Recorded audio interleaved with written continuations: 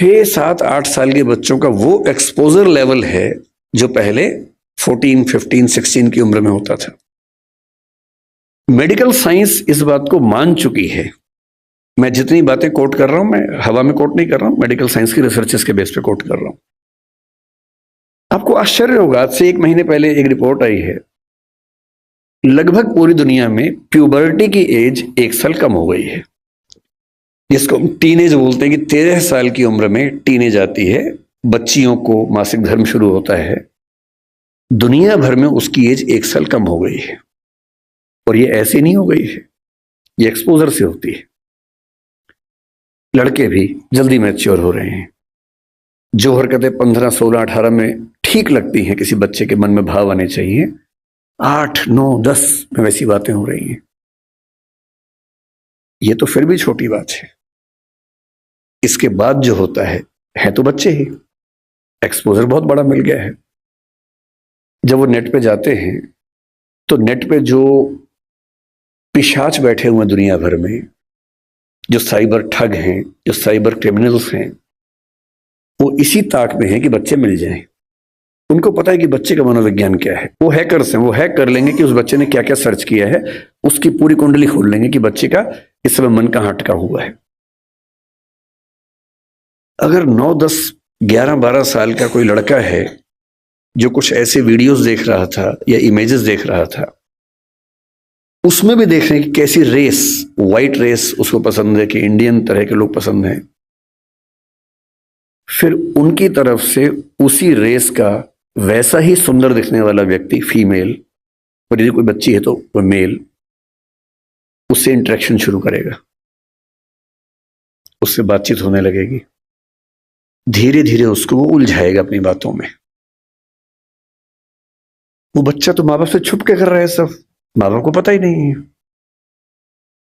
और फिर वो उस बच्चे को प्रलोभन बहुत बड़े बड़े मिलेंगे। आपको ये सब नहीं पता है तो पता होना चाहिए, बहुत बड़े रैकेट चल रहे हैं इस समय दुनिया में। 11, 12 साल का एक लड़का अपने कमरे में लैपटॉप पे वीडियो चैट कर रहा है, शायद एक ऑस्ट्रेलियन लड़की से जिसकी उम्र 21, 22, 25 साल है, और वो उससे मीठी मीठी बातें कर रही है। और फिर वो उससे कह रही है कि देखो, तुम इतने सुंदर हो, मैं तुम्हें देखना चाहती हूं, तुम भी मुझे देखो। फिर वो अपने थोड़े से कपड़े उतारती है, उसको कहती है कि तुम भी ऐसा, वो तो प्रोफेशनल है, तुम भी ऐसा करो। और वो बच्चा जिसको कुछ नहीं पता कि ये दुनिया कैसी है, वो कुछ कर बैठता है। और ये पूरा वीडियो रिकॉर्ड हो रहा है। और जैसी ऐसी चीज होती है, उसके बाद खट से मैसेज आता है कि अगर 2 घंटे में इस अकाउंट में $500 जमा नहीं किए तो ये वीडियो क्लिप तुम्हारे पापा, मम्मी, तुम्हारा इंस्टा अकाउंट मेरे पास है, इंस्टा अकाउंट में जितने तुम्हारे फ्रेंड्स हैं उन सबके पास चला जाएगा, सबके ईमेल आईडी मेरे पास है। इसको बोलते हैं सेक्सटॉर्शन। और ये इस समय टीनेजर्स की दुनिया की सबसे बड़ी क्राइसिस है। बड़ी बात नहीं है कि हम में से किसी का बच्चा झेल चुका हो, बड़ी बात तब होगी जब उसने आपको बताया हो। और अगर आपको नहीं बताया है और आप इस खुशफहमी में कि ऐसा हमारे बच्चे को हो ही नहीं सकता, तो फिर कह रहा हूं कि हम इस बात से अनजान हैं कि हम किस स्थिति में हैं। अपने बच्चों से बात करना शुरू कर दीजिए। पहली बात तो ऐसा ना हो, और हो जाए तो आपसे बात कर ले। कई बच्चे झेल नहीं पाते, पैसा होता नहीं है, पैसा होता तो देते हैं। और $500 का मामला नहीं है, वो पहली बार का मामला है, उसके बाद फिर उतना मामला है, अगली बार फिर उतना मामला है।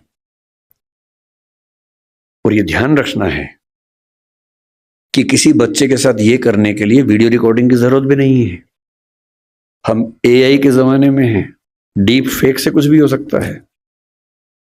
किसी आर्टिफिशियल इंटेलिजेंस जो फोटोग्राफी बेस्ड ऐप है, सिर्फ इतना उसको कहना है कि ये फोटो है, सिंपल फोटो, स्कूल की फोटो, पासपोर्ट साइज फोटो, उसको देनी है और कहना है कि इस फोटो को एक ऐसी फोटो में तब्दील कर दो कि ब्लैकमेल किया जा सके।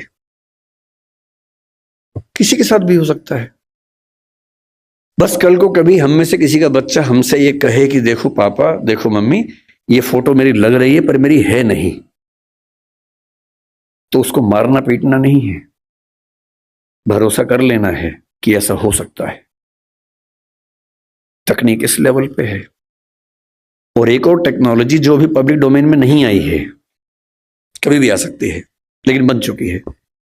वो क्या करती है, एक फोटो देनी है और प्रॉम्प्ट देना है कि इस फोटो के बेस पे वीडियो बनाओ और वीडियो में ये होना चाहिए। आप जो चाहेंगे वीडियो बन जाएगा, आपका ही बन जाएगा। आप वो नहीं है। और आप क्या, इस दुनिया के बड़े बड़े टेक्निकल एक्सपर्ट्स नहीं बता पाएंगे कि ये वीडियो नकली है। इसको डीप फेक कहते हैं आजकल, डीप फेक। हमारे आपके बच्चे इस खतरे से गुजर रहे हैं और ये आज नहीं तो कल हम सबके बच्चों को झेलना है। उन सबको समझाने की जरूरत है कि जब किसी से प्रेम भी करते हो, मान लीजिए आजकल बच्चों के प्रेम में क्या होता है, सबसे पहले पासवर्ड शेयर करते हैं कि तू मुझसे प्यार करती है, हाँ तो पासवर्ड दे, तू मुझसे प्यार करता है तो पासवर्ड दे। दोनों पासवर्ड देते हैं, फिर एक और आईडी बना लेते हैं अलग से, उसका पासवर्ड दे देते हैं।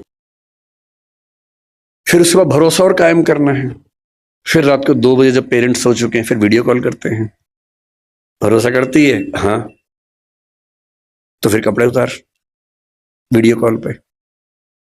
ये खेल शुरू हो जाता है।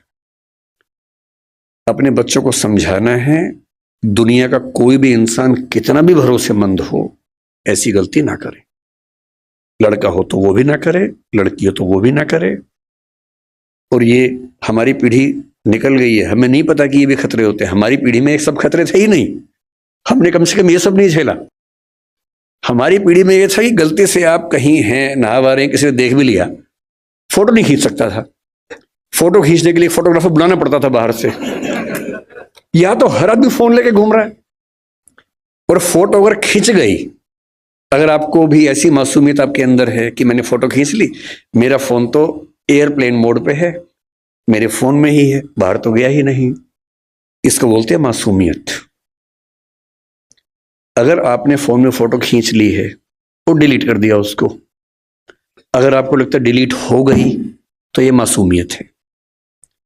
कोई सिंपल सा टेक्निकल एक्सपर्ट जो बहुत ज्यादा पढ़ा लिखा भी नहीं है, 2 मिनट में फोटो बाहर निकाल लेगा, कितनी भी डिलीट करते रहिए अपने फोन से।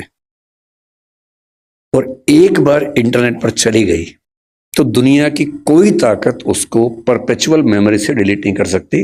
और दुनिया के इतिहास में जब तक दुनिया रहेगी, वो फोटो रहेगी, वो वीडियो रहेगा, कोई नहीं छिप पाएगा, कोई बच नहीं पाएगा। और जब बच्चे इस दौर से निकलते हैं, उनको एंजाइटी होती है, डिप्रेशन होता है, और उस समय उनको जरूरत होती है किसी ऐसे व्यक्ति की जो उनसे ठीक से बात करे, उनको समझे। अभी 2 महीने पहले एक वेब सीरीज आई है दहाड़ नाम की, अगर नहीं देखी है तो उसको देखिए। वो कई मामलों में अच्छी वेब सीरीज है। मैं उसका प्रचार करने के लिए नहीं आया हूं, तो संयोग से मुझे अच्छी लगी तो बता दिया। जो मैं कहना चाह रहा हूं उसमें क्या है, उसमें एक पुलिस का एसएचओ है, एसएचओ है या डीएसपी है शायद, एक अधिकारी है पुलिस का। उसी के जुरिसडिक्शन में एक स्कूल में उसका बेटा पढ़ता है, और स्कूल से कंप्लेंट आई, कुछ बच्चे एक मोबाइल फोन एक कमरे के अंदर देखते हुए पकड़े गए हैं। वो मोबाइल फोन वही है जिसको उसका बाप ढूंढ रहा है किसी क्राइम की इन्वेस्टिगेशन के लिए, वो नंबर ट्रेस कर रहे थे, वही नंबर है। तो बाप और पुलिस की पूरी टीम भागी है, और प्रिंसिपल ने कहा कि वो बच्चे इस कमरे के अंदर हैं। अंदर गया तो उसका अपना बच्चा ही है। वो बच्चा क्रिमिनल नहीं है, वो तो गलती से फोन उसके पास आ गया, वो वाला जो फोन क्रिमिनल का था उसके पास आ गया। और तब वो पुलिस वाला देखता है कि उसका बच्चा और उसके 3-4 दोस्त वो सब वीडियोस देख रहे हैं जो 9-10 साल के बच्चे को नहीं देखने चाहिए थे। लेकिन उसके बाद सबसे इंटरेस्टिंग बात क्या है, घर जाके वो पुलिस ऑफिसर अपने बच्चे के साथ बैठता है, और कम से कम 2-3 मिनट का सीन है। किसी फिल्म या वेब सीरीज में 2-3 मिनट का मतलब बहुत बड़ी बात होती है। जब हम फिल्म लिखते हैं तो हमारा टारगेट होता है कि कोई भी सीन 1 मिनट से ऊपर का नहीं होना चाहिए किसी भी हाल में, वरना लोग बोर हो जाते हैं। मैक्सिमम 1 मिनट होता है। 2-2.5 मिनट तक एक थीम पर बात चल रही है, इसका मतलब डायरेक्टर चाह रहा है कि यह बात ठीक से पहुंचे। और बाप अपने बेटे को सिखा रहा है कि बेटा ये चीजें इस रूप में नहीं होनी चाहिए, इस रूप में होनी चाहिए, सही उम्र में होनी चाहिए। और तुम जो वीडियो देख रहे थे उसमें लड़की को ऑब्जेक्ट की तरह इस्तेमाल किया जा रहा था। लड़कियां ऑब्जेक्ट नहीं होती हैं, इंसान होती हैं। तुम्हारी माँ, तुम्हारी बहन भी लड़की है। ध्यान रखना, जिससे प्रेम करो, जिससे शादी करो, वैसा ही सलूक करना जो चाहते हो कि तुम्हारी बहन के साथ भी हो। ये होती है बाप की जिम्मेदारी, ये होती है माँ की जिम्मेदारी कि जब बच्चे उस रास्ते पर जाए तो उनको थोड़ा समझाए कि क्या करने की जरूरत है। इस दौर में पहली बार ऐसा हो रहा है कि ड्रग्स इतने आसानी से उपलब्ध हैं जो किसी और दौर में उपलब्ध नहीं थे। कंपटीशन जितना कभी नहीं था उतना आज है, इसलिए कोटा में ऐसी घटनाएं रोज सुनने को आ रही हैं हमारे सामने। ग्लोबलाइजेशन ऐसा है कि कम से कम आपकी कम्युनिटी में, क्योंकि आपकी कम्युनिटी एक रिच कम्युनिटी है, जनरली आपके बच्चे देश से बाहर यात्रा करेंगे ही करेंगे। ग्लोबल बिजनेस बनाएंगे, कोई ऐसा बिजनेस बनाएंगे जो कई देशों में चलता हो, तो उनको आना जाना पड़ेगा ही पड़ेगा।